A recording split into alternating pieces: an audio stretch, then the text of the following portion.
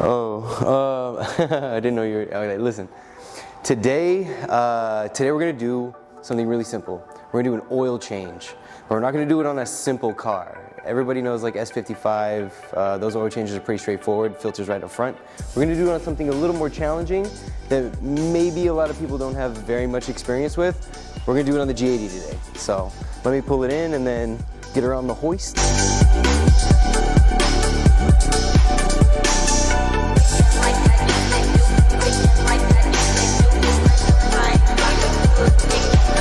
See if this thing's gonna get on the jack without a lot of problems. Where are you? Hey, let's try that fender trick. You down? Yeah, I'm down. Give her a yank. Almost. Oh, yeah, let her down there. Hey. This car's really difficult to put on a lift because it's low, and we're using the lift backwards, so. Oh God, modern technology. Anyway, all right, you guys, in order to do this oil change, we're gonna have to do some things under the hood. First thing we're gonna have to do is remove the oil cap so that we can create a way for the engine to sort of breathe, so the oil can sort of escape all of the cavities and oxygen can come in the engine, and I don't know, it's a physics thing. Anyways, beyond that, we're also gonna have to remove the oil filter. On previous generations of M cars, those were located conveniently right here. As you can see on this particular S58, that design feature has been moved way back there. So we'll do some digging, and once we get the oil filter out and the oil cap removed, we'll show you guys what the next step is. Obviously, we're gonna have to remove this bracing in order to get this engine cover off. I don't think that's important. But moving along.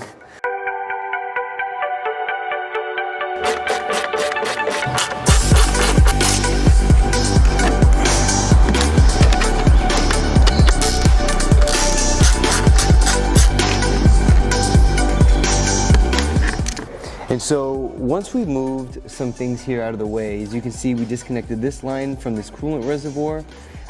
Once we've taken the hardware that holds the coolant reservoir down, we can sort of scooch that to the side.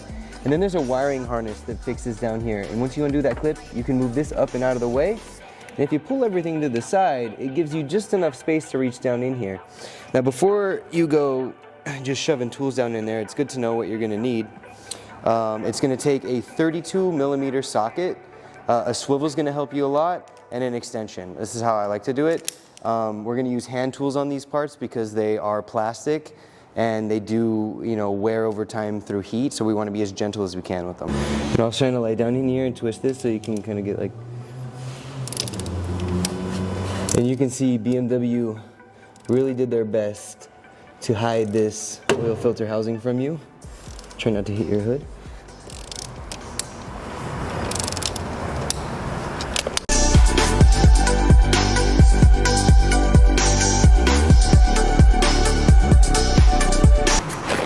Do you recommend people to change their oil?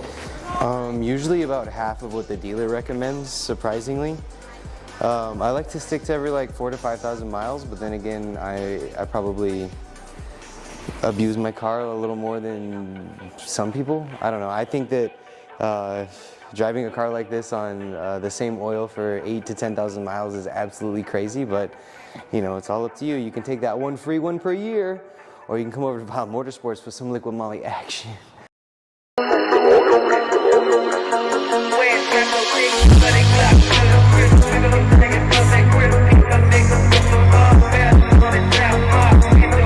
So once you've removed your oil filter housing cap from the engine, you're going to want to remove your old dirty filter and place that somewhere where it's deemed safe to do so. I think because it's like oil or something. Once you have your new filter and O-ring and seal set out, what you're gonna need to do to the original cap is remove the old seal, which you'll see right here. So we're just gonna do that right now. A pick really helps out.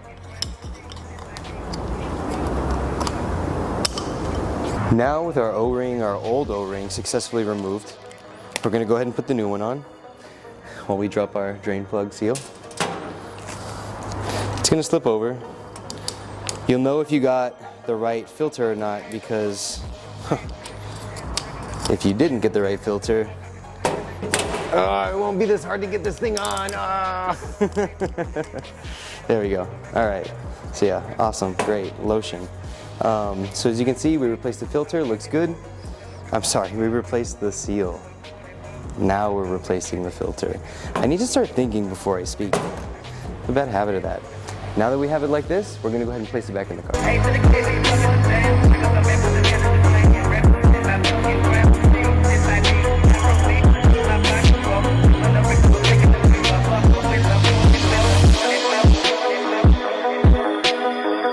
All right, now all that's left to do is go ahead and replace this harness that we removed earlier. Reinsert the hardware that holds this coolant reservoir down. The scariest thing, I guess, about doing this is this hardware is very small and it's in kind of weird spots to access. And if you accidentally drop one of these, I'm promising you guys you'll never see one again. Or at least that one. You'll be buying another one to replace it, or just like living without it, because you'll never find it. It's so small, and then once it falls into this engine bay, as you guys know, the abyss swallows it. So be careful with the little hardware. Right where that needs to be. Great, that wraps that up. And now we're gonna move to the underside of the vehicle and show you what happens there.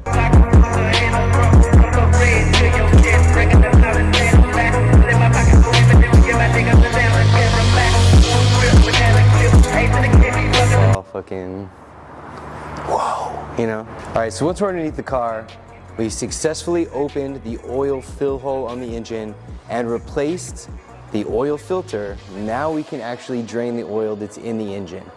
Right here, we've got a 17 millimeter, as it is a BMW. What we're gonna do is we're gonna crack that loose, let it all drain into the sump, and then we're gonna go ahead and put the drain plug back on with a new drain plug seal. And then we're gonna fill it back up top.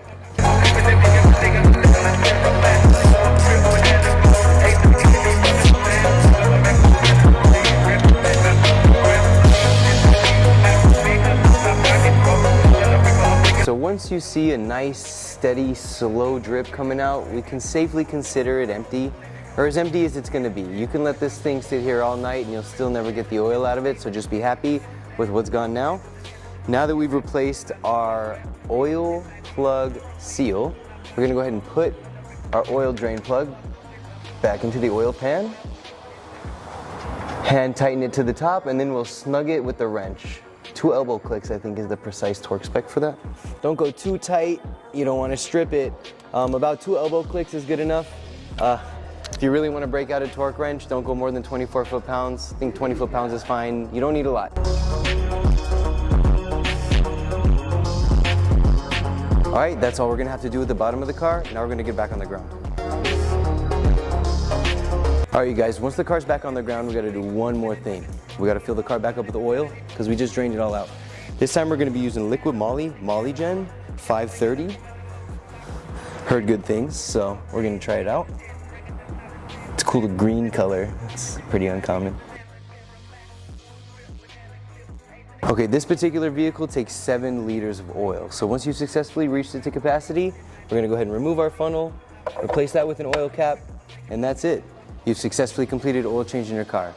One more thing, you gotta reset your oil light. I'll show you how to do that right now. Now that we're inside of the car, I'm gonna show you how to reset the service light after you change your oil.